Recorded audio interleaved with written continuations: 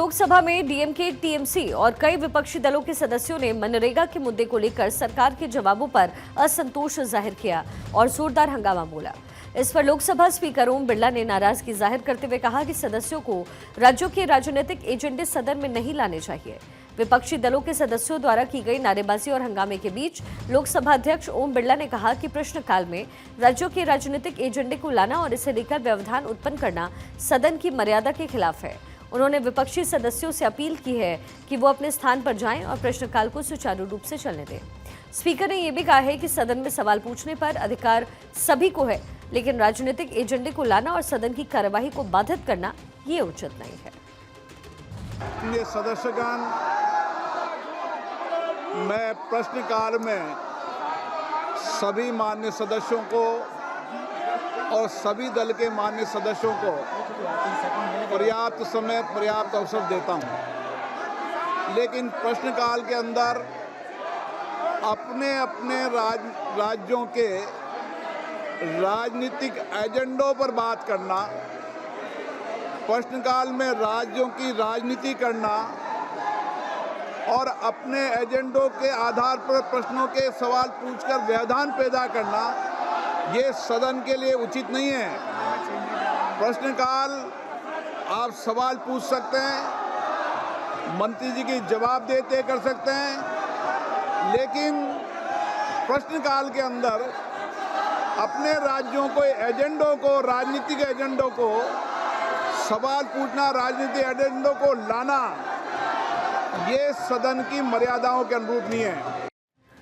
कांग्रेस सांसद परिणीति शिंदे ने कृषि मंत्री से पूछा कि किसान खेती क्यों छोड़ रहे हैं, कि आप किसानों के बारे में गंभीर नहीं हैं। इसके जवाब में कृषि मंत्री शिवराज सिंह चौहान ने जो कहा, उसके बाद हंगामा हो गया।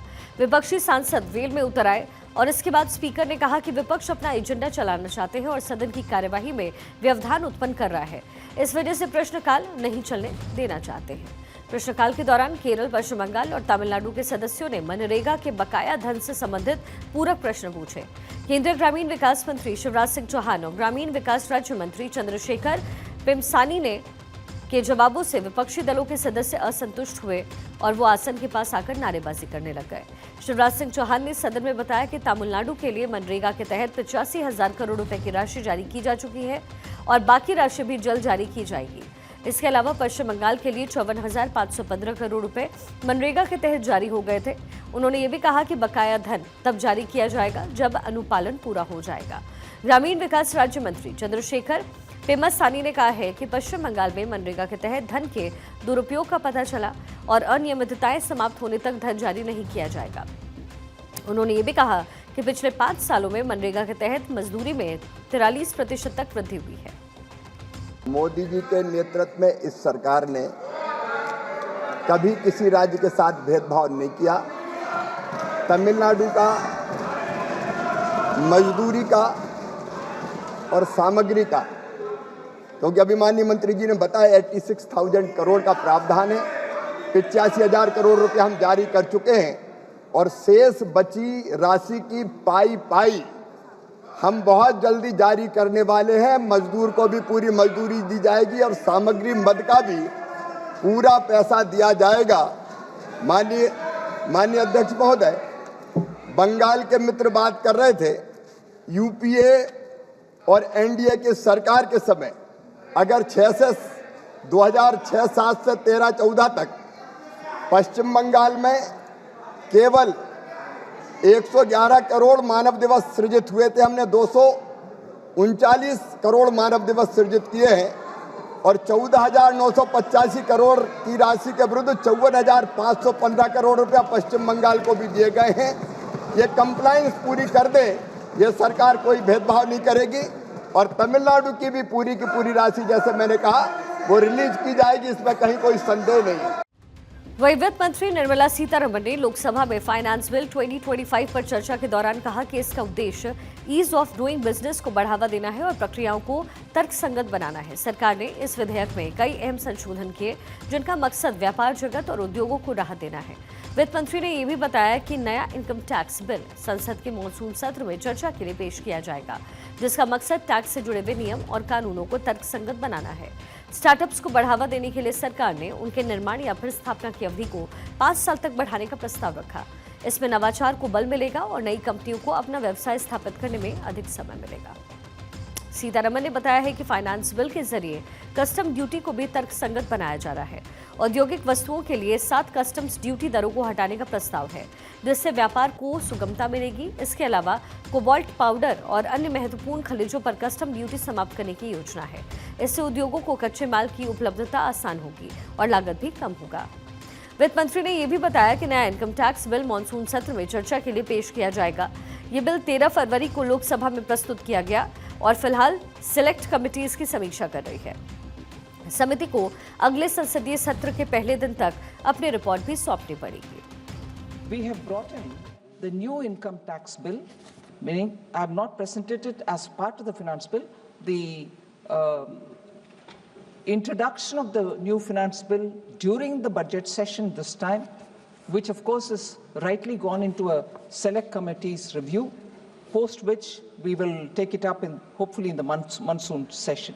During this budget session, sir, not only the provisions and also certain reformatory steps taken during the through the finance bill, the rationalization of customs also is a major thing that I'll come to talk about in a minute.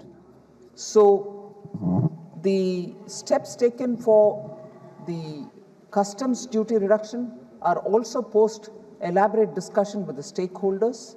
So there has been an element of Jan Bhagidari both in the preparation of the new income tax bill and in the larger finance bill itself. The other direct tax reforms, sir, are worth mentioning. We have brought down certain TDS and TCS provisions. We've increased the thresholds so that the deduction of tax starts at a higher threshold rather than a lower. वहीं केंद्रीय गृह राज्य मंत्री नित्यानंद राय ने एक प्रश्न के जवाब में कहा कि हमारी सरकार ने हिमस्खलन को लेकर के लोगों को जागरूक किया। हमारी सरकार ने DRDO की मदद से कहां झील बनते हैं, कहां ग्लेशियर की संभावना बनती है, देश भर में ऐसे 10,000 से ज्यादा जगहों को चिन्हित किया। इसके साथ ही राज्यों को दिशा निर्देश दिए, जिसकी वजह से दुर्घटनाओं में कमी आई है। इस पर हमारी अध्ययन और रिसर्च भी जारी है। DRDO के अंतर्गत जो विभिन्न प्रकार की संस्थाएं काम कर रही है, वह हिमालय क्षेत्रों का विस्तृत से अध्ययन किया है। कहाँ हमारे झील बनते हैं, कहाँ हमारे ग्लेशियर की संभावना बनी रहती है, और ऐसे पूरे देश में 10,000 स्थानों को चिन्हित भी किया गया है और इसके काफ़ी अध्ययन चल रहे हैं। मैं इतना जरूर माननीय सदस्य को कहना चाहूँगा कि 2014 के बाद जो इसमें काम किए गए हैं, एक तो पहला किया गया है महोदय की जागरूकता की जो कमी थी, तो लोगों को जागरूक बनाया जा रहा है। हिमस्खलन संभावित क्षेत्रों में हलचल गतिविधियां समय के साथ तेजी से बढ़ रही है और कभी कभी यह दुर्घटना का कारण बनती है। तो हिमस्खलन की समस्या वाले राज्यों को NDA में और DGRE के साथ मिलकर एक जागरूकता अभियान चलाते हैं। राज्यों को इसके लिए दिशा निर्देश भी दिए गए हैं और DRG के पास उपलब्ध आंकड़ों के अनुसार कुछ वर्षों में हिमस्खलन से संबंधित दुर्घटनाओं की कमी आई है।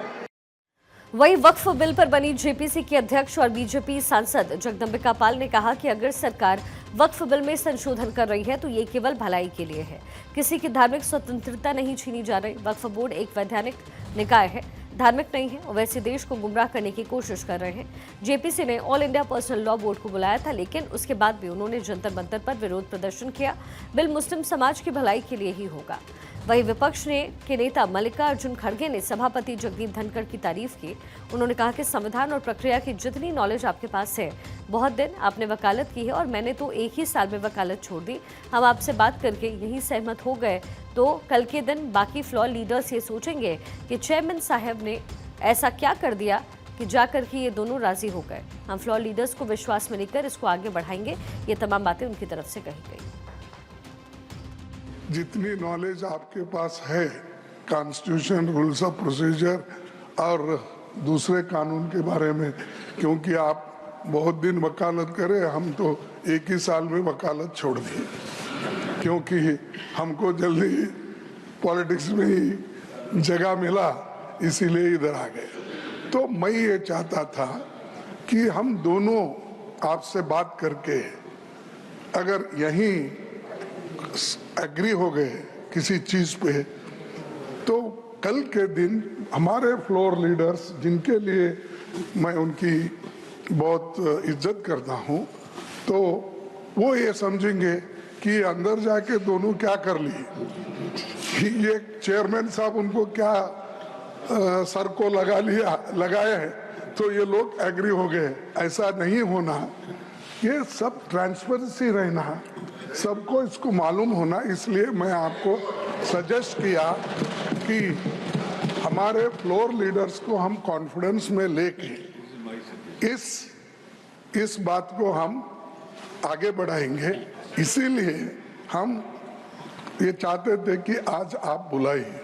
मैं समझा कि सुबह बुला रहे हैं, लेकिन आपने 4:30 का टाइम निर्धारित किया है, तो हम वहाँ आएंगे, अपने विचार रखेंगे और उसके बाद जो भी निर्णय लेना है वो लेना चाहिए।